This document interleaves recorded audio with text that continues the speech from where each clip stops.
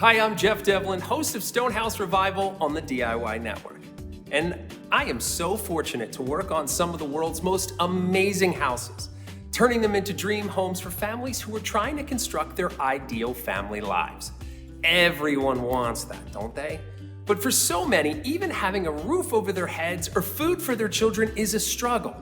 And that's why I support Keystone Opportunity Center. They serve more than 5,000 people every year with services that help get families off the streets and out of homeless shelters. With healthy groceries for nutritional meals, with the kind of education that helps adults earn better income and children that can do better in school. And with case management that provides direct assistance or referrals to other agencies that can also help. I would not want my children to have to go a day without a house to keep them warm and dry or without enough food on their plates. And you know what? I'm going to venture a guess and say that you feel exactly the same way. Creating homes for families is what I do. And in a way, it's what Keystone Opportunity Center does too. So won't you join me in supporting Keystone Opportunity Center in their mission of helping make families strong, healthy, and self-sufficient? Please watch our virtual banquet to learn more. Then, you know what? Reach in those pockets and make a donation that can change the lives of others. Human dignity is found in simple things. A safe place to live, food on our plates, and work that is meaningful. We can actually provide human dignity to each other. So, let's do our part. Welcome to the 2021 Keystone Opportunity Center virtual banquet. Yes, here we are virtually once again. Not what we had all hoped for, but we're here, still. I'm Trish Snedden. I'm privileged to be the president of the board of directors for this amazing organization. The mission of Keystone Opportunity Center is to help community members in need by offering a comprehensive array of social services that educate and encourage and empower people to become self-sufficient. We have so much to be grateful for this past year. While challenged by the ebbing and flowing of the COVID virus, Keystone has remained strong and has continued to provide all of our core services as best we can. Our amazing staff continue to adapt to the changing needs and requirements of the pandemic and have found ways to continue to provide our services to those who need them. Our country recently honored our community's first responders while marking the 20 years since the tragedies of 9/11/2001. And our continued appreciation of these first responders during the pandemic. Today, I would also like to honor our staff at Keystone Opportunity Center for being the continuous, reliable, long-term responders to those who depend on our services. We also send out our deepest appreciation to our dedicated volunteers who still come in to stock and organize our food pantry, to pack bags and boxes of food to hand out to our clients, even in the heat of the summer and the chill of the winter. Our volunteers are still helping to tutor our clients who are working through our educational programs. They're helping them to pass their high school equivalency exams and to improve their English language skills. Our Keystone owned and managed properties are kept cleaned up and in good repair by individuals and community groups who offer their time and assistance. So a huge thanks to all of our marvelous volunteers. Another group of volunteers who I would like to give a special shout out of appreciation to are the members of our board of directors. We represent the community's stakeholders in the larger administrative decisions that have to be made at Keystone. The board won't be able to hear your clapping, but I'd like to take a moment to name them. Reverend Kathy Andonian, Suzanne Cressman, Tracy Vose, Tracy Fretz, Robert Zukowski, Kate Hoth, Ed Rosario, Brian Newman, and Ron Price. Thank you for your time and service. I would also like to take a moment to mention some of our long-term board members who have gone off the board this year. Randy Floyd and Luann Eder. Our sincere thanks to you both for your years of volunteering. I would also like to offer a special recognition to our longest-time board member, John Lyon, who passed away last December. There are not adequate words to capture how John was woven into the fabric of Keystone for over 20 years. John was originally on the board of the Indian Valley Opportunity Center when they merged with the Indian Valley Housing Corporation to become the Keystone Opportunity Center in 2009.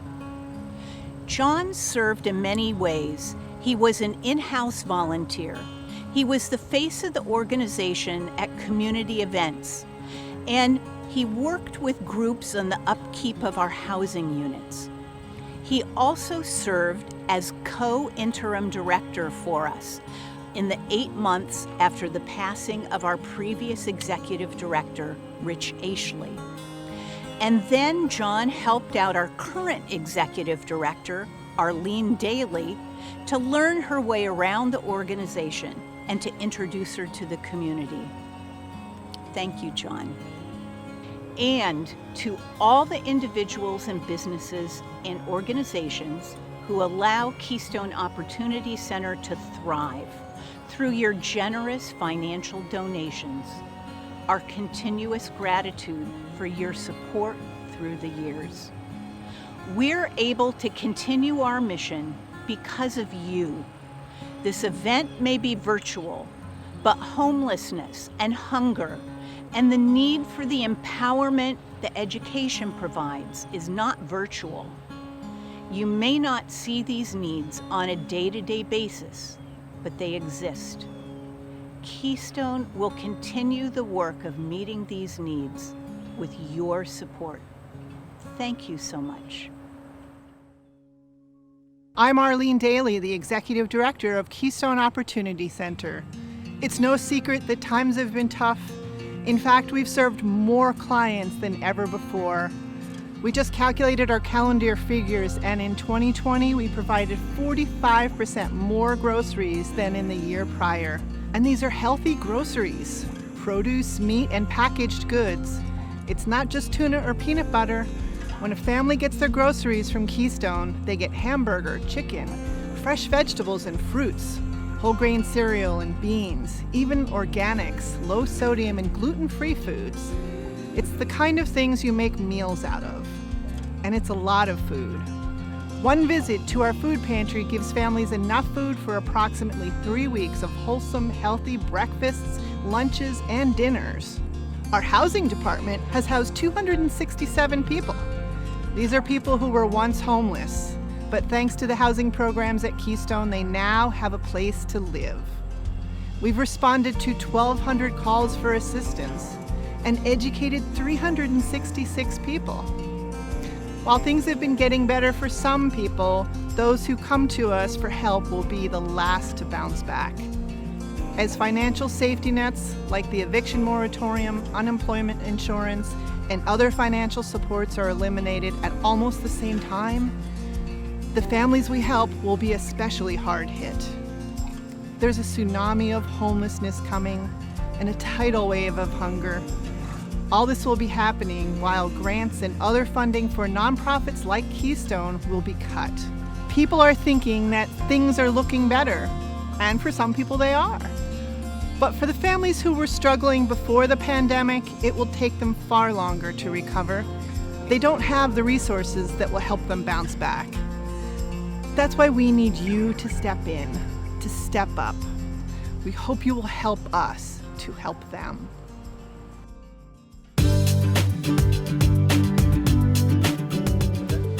Add to your kitchen with this handmade white maple and black walnut butcher block.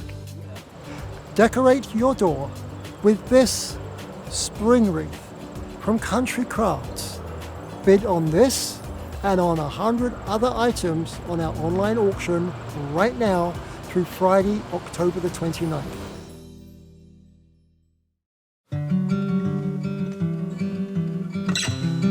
I've been here a month. I probably made 100 friends.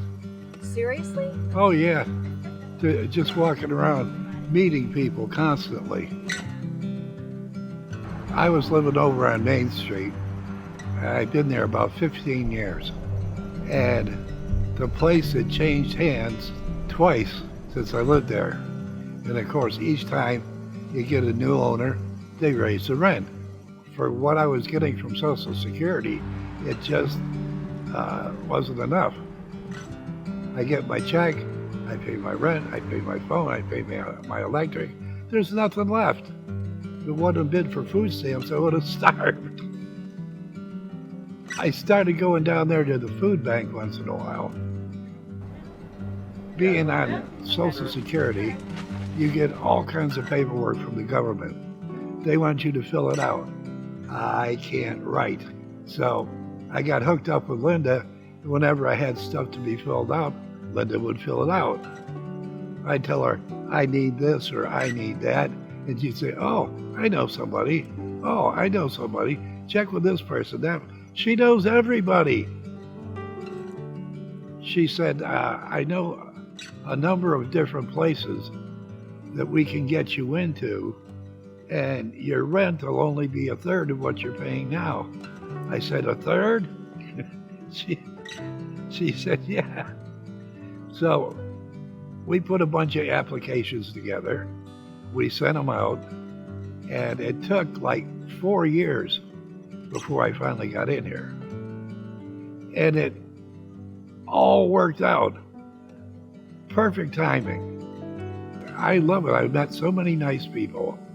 There's a rec room down there with pool tables and huge TV with 4,000 channels. And if you go next door into the dining room, along one wall is all kinds of loaves of breads and pies and cakes and everything you can think of. You can go in the fridge, and it's very convenient, as you can see. Aldi's across the street. There's a pizza place over there. All the fast food places are over there.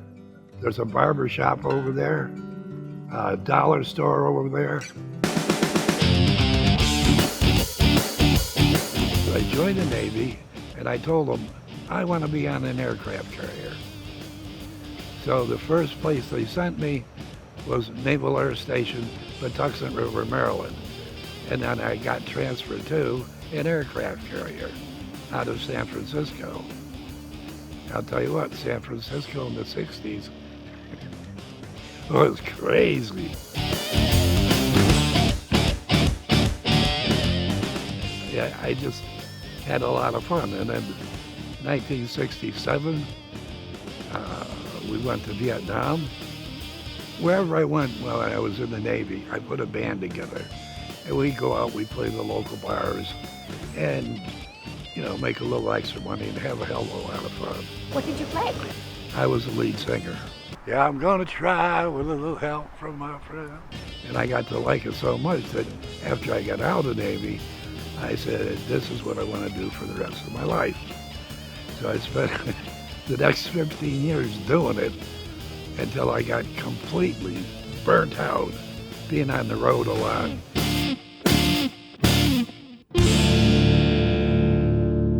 Every time I need something, say, Linda, I need this. And she'll go, oh, I know a guy.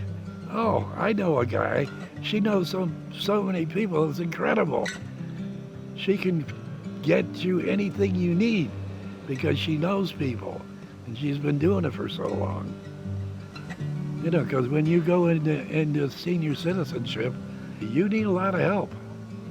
And there's got to be somebody there to steer you to these places where you can get help. Please help out as much as you can. I know we don't all have a lot of money, but if you got anything you can spare, Keystone needs it. Keystone takes care of so many people like me. My story may sound unique, but it's really not. There's a lot of senior citizens out there that need help and don't know where to go. And if you help Keystone, Keystone will help us. It's just been a godsend in my life. Thank you, Keystone. You saved my life. That then isn't the way I usually say it, but for this, I'll keep it clean.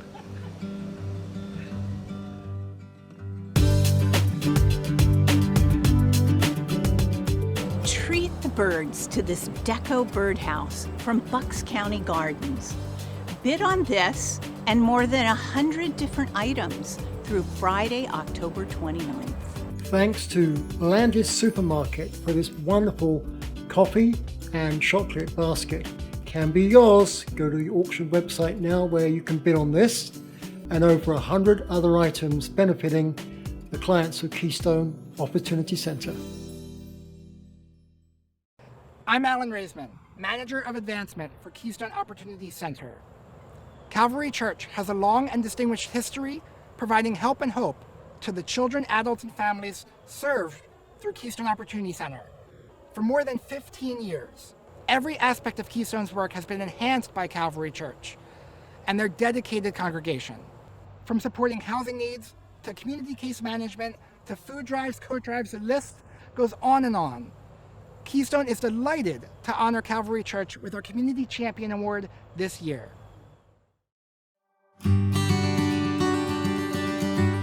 It's been at least 15 years that we've partnered with Keystone throughout various projects, and one of the long-standing ones has been a food drive and coat collection that we do every year. We have shopping carts in our atrium, so folks that are coming in to church on a Sunday morning have the opportunity to drop off some food for our neighbors in need, and we've been doing that for probably at least 15 years and probably get a couple thousands of pounds of food throughout the year that we're able to contribute and partner with Keystone on that and feeding the folks in need in our community. And not only do they donate items to Keystone, but they donate their time in terms of transporting those items throughout the year over to Keystone. So we'll probably have thousands of pounds of food that are collected throughout the year, and they generously load up their cars with those items and truck them over to Keystone in order to help our neighbors and in the community that's in need of some of those items. We've done coat drives, and that's something that we continue to do every year. That Keystone gives us a list and name of folks that could utilize a coat for that upcoming winter season, and we can, thanks to the generosity of our church community, we're able to meet those needs. And that we've also partnered with Linda and Case Management in helping support individuals' physical needs as well as some of those emotional and spiritual needs as well. We partnered with Keystone to prevent eviction for a family, and we've done this probably a number of times throughout the years, but it's even more heightened and on people's radars and awareness with just throughout this pandemic. So we work with folks around budgeting for personal finances, and we have a counseling center here connected with Calvary Church as well, so we're able to get folks in at a reduced rate to help them work through some of the things that they're struggling with emotionally and spiritually that come along with financial implications, vocational problems, educational concerns, to be able to address the whole person and their needs. My name is Chad, and on behalf of Calvary Church and all those that call Calvary their home, we're so thankful and honored to receive this year's Community Champion Award from Keystone Opportunity Center.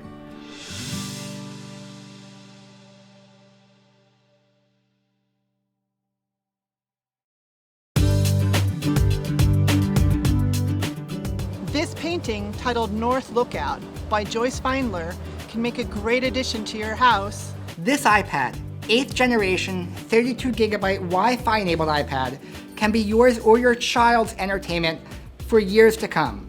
Bid on this and more than 100 items at Keystone's online auction through Friday, October 29th.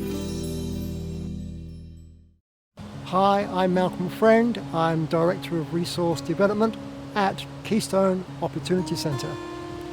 To express honor and respect for E. Richard H. Lee III, the Executive Director of Keystone Opportunity Center from 2010 through 2017, Keystone Opportunity Center has decided to honor a community partner who are making a major difference in the community through Keystone Opportunity Center.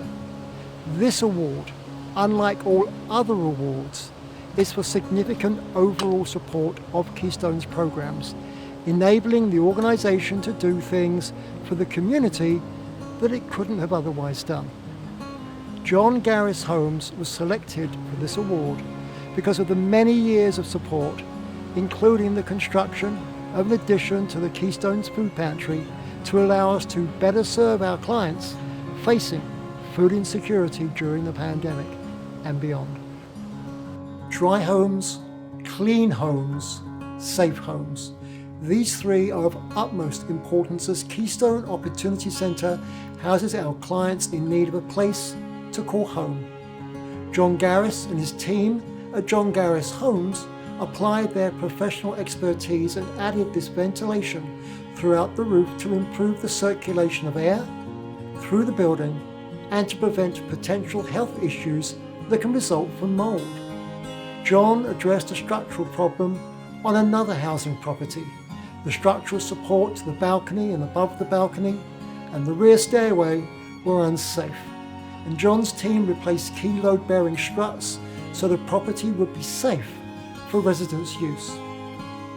As Keystone's operations evolved due to COVID-19, the team at John Garris Homes built this addition to our food pantry at our facility to enable our food pantry operations to continue in a safe, socially distanced way for our clients and our valued pantry volunteers and staff.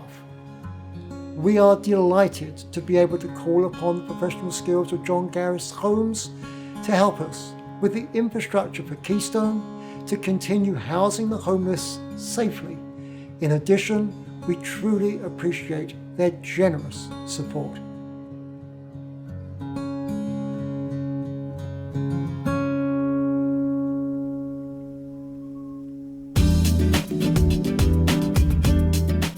Get ready for your next vacation with this rolling travel duffel bag from Travel House.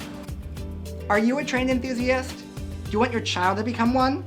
This train set from Nicholas Smith Trains can make a great addition to your house.